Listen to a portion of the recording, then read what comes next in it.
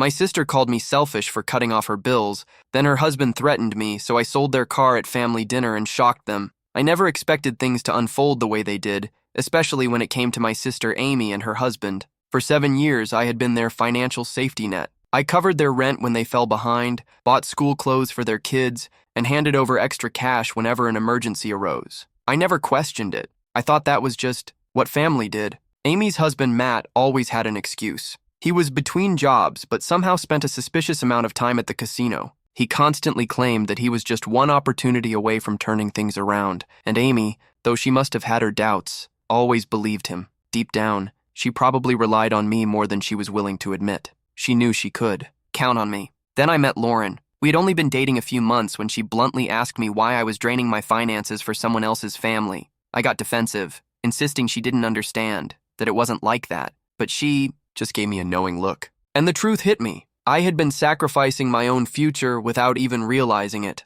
Lauren helped me see that it was time to set boundaries. So, one evening, I went to Amy and Matt's house and told them that I wouldn't be giving them any more money. I didn't expect gratitude, but I also didn't expect the explosion that followed. Amy lost it. She shouted, called me selfish, and demanded to know how I could do this after supporting them for so long. I tried to explain that I needed to focus on my own future, but she wasn't listening. Then Matt jumped in, arguing that family was supposed to help each other. He acted as if it was my obligation to fund their lives indefinitely. I laughed in disbelief. "The nerve you have," I told him. "You expect other people to finance your gambling instead of working for yourself?" Then I dropped the real bombshell. I was selling the car I had bought for them since I could no longer afford the payments. If they wanted to get around, they'd have to walk. That's when the real chaos began. They yelled, they begged, they threw accusations, calling me heartless and cruel. Matt even tried to intimidate me, but I didn't flinch. I had made up my mind. My priorities had changed. My wife, my future children, and my business mattered more than their never-ending demands. I walked out, leaving them screaming in the background. 2 days later, my parents called, asking me to come to a family dinner. I knew exactly what it was. An ambush to guilt me into changing my mind. Lauren warned me not to fall for it, and she was right. When I arrived, the tension in the dining room was suffocating. Amy and Matt were already seated, my parents on either side like judges preparing to pass their verdict. Amy started immediately. "Ethan, are you seriously selling our car? How are we supposed to take the kids to school?" Matt, ever the victim, leaned back and scoffed. "You've always had so much money. Why is this a problem now?" I shook my head. "Plenty of money? I've been working 60-hour weeks, sacrificing my weekends, my vacations, just to help you. And you still think I owe you more?" That was the moment I realized something. I wasn't their brother anymore. I was just an ATM. My parents waited, expecting me to cave. The good son would make things right, as he always had. But not this time. For the first time in years, I put myself first, and I never looked back. "I'm taking the car tomorrow," I stated calmly but firmly. "I already have a buyer. After that, I'm done. No more money, no more bailouts, nothing." Amy's face crumbled into tears as she turned to our parents, pleading, "You can't let him do this to us.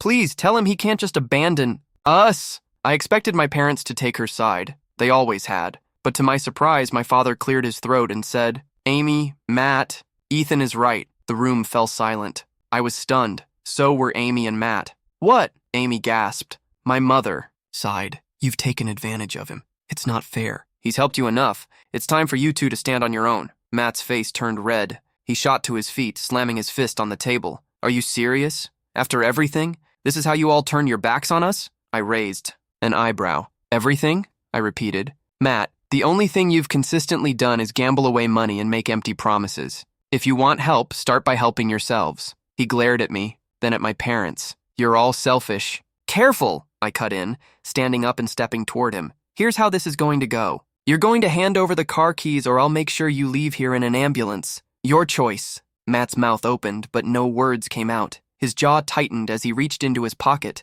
pulled out the keys and tossed them onto the table. "Smart decision," I said, pocketing them. Amy was still sobbing, but my parents remained unmoved. My father folded his arms. "You two need to leave. Now."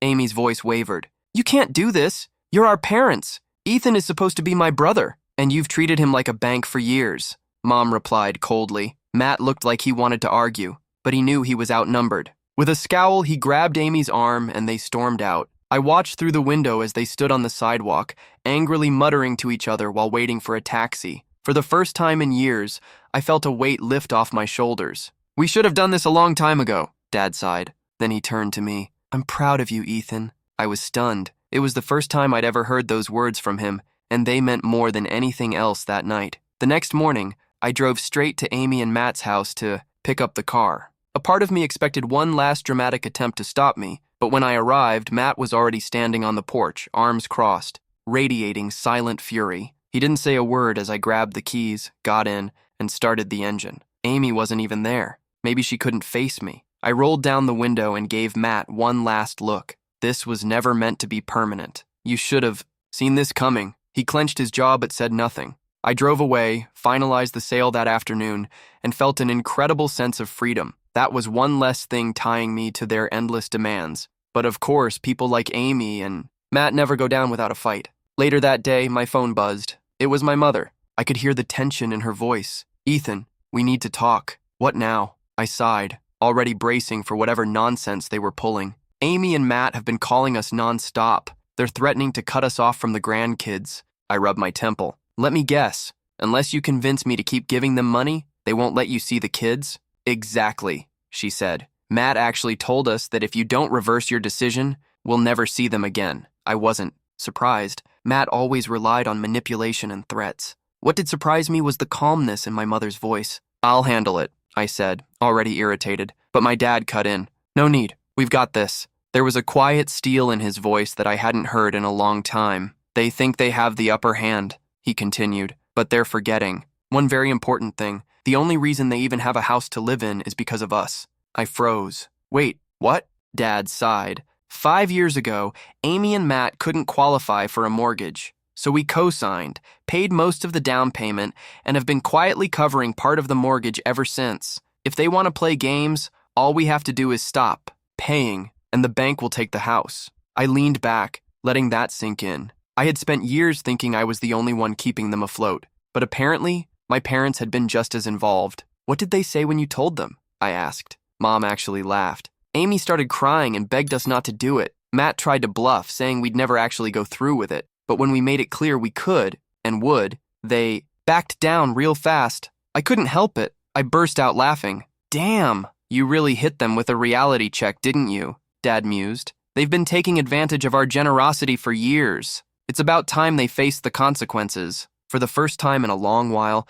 I felt like we were on the same page. My parents weren't falling for Amy's manipulations anymore, and neither was I. Good, I said. They've gotten away with too much for too long. After that, there was silence from Amy and Matt. No angry texts. No guilt-tripping voicemails. I figured they realized their threats weren't working. Still, I had a nagging feeling this wasn't over. People like Matt never back down quietly. They'd try something. I just didn't know when. A few days later, Mom called again. Expecting more drama, I was caught off guard by what she actually said. Ethan, your father and I have made a decision. We're selling the house Amy and Matt live in. I nearly dropped my phone. You're what? Seriously? Yes, she confirmed. We talked it through and decided they need a serious wake-up call. We're selling the house and giving them $10,000 to help them transition. After that, they're on their own. For a moment, I wondered if I'd misheard. My parents, who had spent years bailing Amy out, covering her debts and making excuses for her, were actually cutting her off. Wow, I said at last.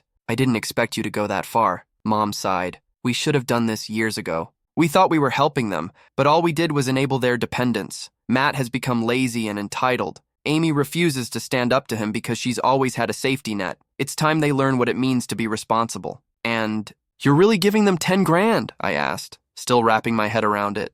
Dad spoke up. It's a gesture to show we're not abandoning them. We love them, but respect and gratitude aren't optional if they want to remain part of this family. The handouts stop here. I let out a low whistle. Damn, you're nuking their entire safety net. Because it needs to be done, Dad said firmly. They didn't take us seriously until we mentioned selling the house. If they try to manipulate us again, we'll cut them off completely. I had to admit I was impressed. My parents had finally reached their breaking point. For years, I'd felt like I was the only one holding Amy and Matt accountable. But now, I wasn't alone anymore. So, when are you telling them? I asked. Tomorrow, Mom said. We'll hand them the $10,000 and make it clear. Once the house is sold, they're on their own. No more bailouts, no more rescues. They'll have to learn to budget and live within their means. After I hung up, I couldn't stop smiling. For the first time in years, my parents weren't giving in. They weren't falling for Amy and Matt's emotional blackmail. They were standing firm. That night I told Lauren about it. She grinned. See? Your parents had a backbone all along. They just needed the right push. Next up, I said, smirking, Amy and Matt's complete meltdown when they hear the news. Let me know when you want that story. The next day, my parents sat down with Amy and Matt to break the news. I wasn't there, but Mom later gave me the full, dramatic play-by-play. At first, Amy and Matt had shown up expecting an apology. Maybe even another financial handout to smooth things over. Instead, they got blindsided. Dad didn't sugarcoat it. We're selling the house, Amy snapped. You're what? You can't do that. This is where our kids live. It's not your house, Amy, Dad reminded her, his voice calm but firm. We own it, and we've decided to sell. You'll get $10,000 to relocate. After that, you're responsible for yourselves. That's when Amy broke down crying. You're kicking us out! How could you do this? We're family! Matt, meanwhile, shot to his feet, pacing furiously. You don't have the right. Just because you help us with money doesn't mean you control us. We have kids. Think about them. Dad didn't flinch. Maybe you should have thought about your kids before wasting money at the casino and expecting us to clean up your mess. Mom chimed in. We've been paying your way for years. That ends now. Matt, it's time you took responsibility. We're done funding your lifestyle. Matt tried a different angle. Do you really want to tear this family apart over money? If you do, you'll never see your grandchildren again. That was the final straw. Later, my mom told me she had never been so furious. She stood up, pointed at Matt, and said in an icy tone, Don't you dare use the kids as leverage. We've bent over backward to help you, and this is how you repay us? If you think you can blackmail us, you're wrong. Cut us off if you want, but don't expect another dime from us ever again. Dad backed her up immediately. If you pull that stunt, we'll sell the house before you have time to pack. You'll have nothing. And don't think Ethan or anyone else will bail you out. Amy, overwhelmed, broke down sobbing. Please don't do this. Mom, Dad, we have nowhere to go. Matt, realizing he was trapped, shifted tactics. Look, maybe we can work something out. We just need a little more time. I'm about to start a new job. Dad wasn't having it. Spare us the excuses. We've heard them all before. You've been making empty promises for years, and we've given you enough chances. We're done. Amy clung to desperation, pleading with them not to sell the house, insisting they couldn't survive without help. But my parents stood firm. We're doing this because we have to, Mom said. You're dragging everyone down with your irresponsibility. It stops here. A heavy silence filled the room. Then Matt muttered, bitterly conceding, Fine, we'll take the 10 grand, but don't expect us to come crawling back when things get tough. Dad's response was calm, unwavering. We won't. But if you ever want a real relationship with us again, you'll have to earn it, with respect. After they left, Mom later told me she and Dad felt exhausted, but also liberated. It was like they had finally broken free from years of guilt and manipulation. When she finished telling me everything, I shook my head in disbelief. I can't believe you actually stood up to them. I mean, I'm impressed, but damn. Mom exhaled. Ethan, it wasn't easy, but it had to be done. They'll never grow up if we keep bailing them out. I nodded. I'm proud of you both. You finally did what needed to be done. Hopefully this is the wake-up call they need. Dad added, We hope so too. But even if it isn't, at least we're free from their control. And so are you. That's when it hit me. I wasn't just free of Amy and Matt. My parents were too. The cycle had finally been broken. A few months later, the chaos of selling the house settled, and Amy and Matt had no choice but to adapt. They moved into a small rented apartment across town. Matt finally got a job. Nothing glamorous, just warehouse work. But for once, he was earning his own way. I hadn't expected him to last, but surprisingly, he stuck with it. And my parents? They kept their word. Not a single cent went to Amy and Matt after that final confrontation. It was hard on them, sure, but it forced them to stand on their own. Then, out of the blue, Amy called me. I hadn't heard from her since the night I took the car. At first, I expected more drama, another attempt to guilt-trip me, but her voice was different, quieter, almost humble. Hey, Ethan, she began. I just wanted to apologize. I stayed silent, waiting. I've been thinking a lot about how I treated you. You didn't deserve that. You were always there for me and I took advantage of it. I'm really sorry. For the first time, I could tell she meant it. No manipulation, no hidden agenda, just a real apology. I let out a breath. Thank you. I appreciate you saying that. She hesitated. I miss having my brother in my life. We used to be close, and I want to fix that. I know things have to be different now, but I want us to have a normal relationship again. I took a moment to process her words. I wasn't angry anymore. I'd already moved past the resentment. But I also knew one thing for certain. Things could never go back to the way they were. There were boundaries now. And I wasn't her safety net anymore. I miss having a sister too, I admitted. But things have to be different. I'm here if you want to talk or catch up, but I'm not going to support you financially anymore. That part of our relationship is over. I remember the softness in her voice. I wasn't expecting a complete transformation, but I did hope for a fresh start. Hearing her acknowledge the past was a relief. I knew it wouldn't be an instant fix. We had years of toxic patterns to untangle, but it was a step in the right direction. Since that conversation, Amy and I have slowly rebuilt our relationship. She seems more stable now, and for the first time in a long while, it feels like I have a real sister again, not someone who only saw me as a financial safety net. As for Matt, I rarely hear about him, and I prefer it that way. As long as he stays employed and out of trouble, I don't care what he does.